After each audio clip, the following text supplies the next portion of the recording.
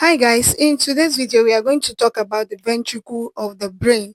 So the ventricle now has four irregular cavities, which are the two lateral ventricle, we have the third ventricle, and we have the fourth ventricle. So below this corpus callosum now, you will see the two lateral ventricle. But before we enter into the ventricle itself, each ventricle now contain this epiderma, and this epiderma has a special epithelium called the cuboidal epithelium. When you hear anything cuboidal, just know that it is secretory in nature, and also it also has this villi, finger-like processes, for the absorption of this cerebrospinal fluid. And beside this, and within each villi is choroid plexus. It is a thunders blood capillaries for the formation of cerebrospinal fluid from the blood within the capillaries.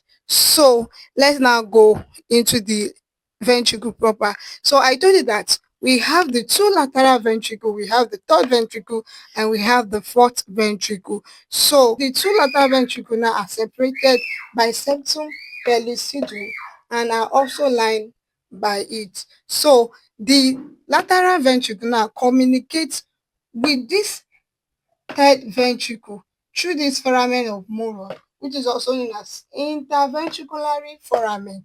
You get? So the third ventricle now communicates with the fourth ventricle through the cerebral aqueduct.